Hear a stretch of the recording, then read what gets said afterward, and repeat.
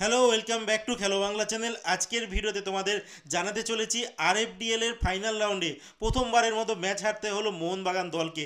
কাদের বিরুদ্ধে হারলো সেই খবর জানাবো আজকের এই ভিডিওতে। তাছাড়াও থাকছে মোহনবাগান টিম জামশেদপুরের সঙ্গে প্রথম লেগের সেমিফাইনাল খেলতে নামার আগে তারা দুইজন আক্রমণের খেলোয়াড়কে কিন্তু পাচ্ছে না। সমস্ত খবর জানাবো খেলার আরও আপডেটেড খবর। তার আগে প্রতিদিনের মতো বলবো, খেলার আপডেট খবর পাওয়ার জন্য আমাদের চ্যানেলটিকে সাবস্ক্রাইব করতে একদম ভুলো না। তো চলো শুরু করা যাক আজকের প্রথম খবর। প্রথম খবরটি বলবো, আইএসএল এর আজকে কিন্তু সেমিফাইনাল হয়ে গেল। একটা প্রথম সেমিফাইনাল ব্যাঙ্গালোর এফসি তারা মুখোমুখি হয়েছিল এফসি গোয়ার সঙ্গে। আর এটা ব্যাঙ্গালোরের মাঠে খেলা ছিল, আর ব্যাঙ্গালোর টিম কিন্তু 2-0 গোলে হারিয়ে দিয়েছে এফসি গোয়াকে। মানে দ্বিতীয় লেগের আগে কিন্তু চাপে পড়ে গেল এফসি গোয়া, কারণ এফসি গোয়াকে যখন নিজের মাঠে তারা 6 এপ্রিল খেলতে নামবে ব্যাঙ্গালোরের সঙ্গে দ্বিতীয় লেগের সেমিফাইনাল, তখন কিন্তু তাদের দুইয়ের বেশি গোল কিন্তু দিতে হবে, নইলে কিন্তু টাই ব্রেকারে শুট আউট চলে যাবে। দেখা যাক সেই ম্যাচে কি হয়। বাট এই ম্যাচে গোল কারা কারা করলো, তো সবার প্রথমেই বলবো এফসি গোয়ার ডিফেন্সের খেলোয়াড় সন্দেশ জিঙ্গান, তিনি একটা ওন গোল করেন 42 মিনিটে, যার জন্য ব্যাঙ্গালোর টিম কিন্তু 1-0 গোলে প্রথম হাফেই এগিয়ে যায়। আর দ্বিতীয় হাফে হেডে গোল করে ব্যাঙ্গালোর এফসি স্ট্রাইকিংয়ের খেলোয়াড় এডগার মেন্ডেজ, 51 মিনিটে গোল করেন। আলটিমেট ব্যাঙ্গালোর টিম তারা 2-0 গোলে কিন্তু জয়লাভ করে। আর এই ম্যাচে আমরা দেখতে পেয়েছিলাম যে ব্যাঙ্গালোর এফসির কোচ যারা গোজা, তিনি নিজের টিমে কিন্তু একটা স্বদেশি মানে দেশীয় ভারতীয় খেলোয়াড়দের দিয়ে একটা ডিফেন্স কিন্তু তৈরি করেছিল, যেখানে আমরা দেখেছিলাম নাঙ্গিয়াম ভুটিয়া, চিংলেন সানা, রাহুল বেকে, রসান নাউরেম, এই সমস্ত খেলোয়াড়রা কিন্তু ছিল, কোনো বিদেশি খেলোয়াড়রা কিন্তু ছিল না।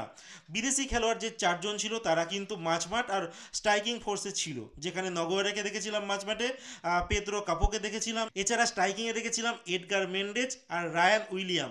মোটামুটি উপর দিকে কিন্তু অ্যাটাকিংয়ে বিদেশি খেলোয়াড়দের রেখেছিল, আর ডিফেন্সে স্বদেশি খেলোয়াড়দের নিয়েই কিন্তু তিনি আলটিমেট বাজিমাত করে দিলেন। আর গুরপ্রীত সিং সান্ধুকে অনেকগুলো ম্যাচের পর আবারও ব্যাঙ্গালোর টিমের গোলকিপিং পোস্টে কিন্তু আমরা দেখতে পারলাম, আর তিনি যথেষ্ট ভালো কিন্তু গোলকিপিং করেছে আজকের ম্যাচে। এরপর 6 তারিখে কিন্তু রিটার্ন মানে সেকেন্ড লেগের কিন্তু খেলা রয়েছে এফসি গোয়ার সঙ্গে, আর সেই ম্যাচে কিন্তু এফসি গোয়া অন্যরকম আশা করছি খেলবে, কিছু করে দেখাবে। দুটো টিমই ভালো খেলেছে, বাট আলটিমেট জয় একজনেরই হয়, সেটা ব্যাঙ্গালোর এফসি কিন্তু আজকে করে দেখিয়েছে। এরপরে যে খবরটি বলবো আরএফডিএল এর কথা।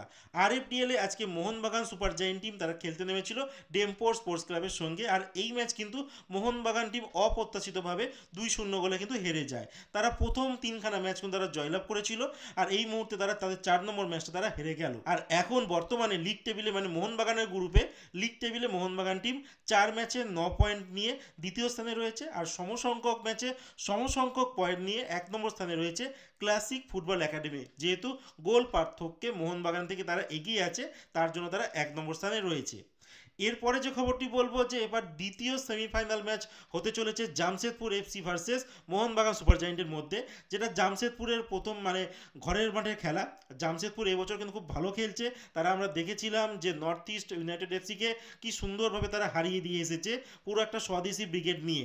এবার দেখার বিষয় যে এই টিমটা কেমনভাবে মোহনবাগানের এগেনস্টে পারফর্ম করে, কারণ খালিদ জামিলকে নিয়ে আমরা দেখেছি একটা এমন টিম নিয়ে তারা সেমিফাইনাল পৌঁছে গেছে, যেই টিমের ন্যাশনাল টিমের কোনো খেলোয়াড় নেই, খুব একটা নামি বিদেশি খেলোয়াড় নেই। যেমন সিবেরিও তোরো, ইস্ট বেঙ্গলের বাতিল একজন বিদেশি খেলোয়াড়, তিনি কিন্তু জামশেদপুরে এসে ভালোই খেলছে। দেখার বিষয় তিনি মোহনবাগান ম্যাচেও কিছু অঘটন করে দেখাতে পারে কিনা।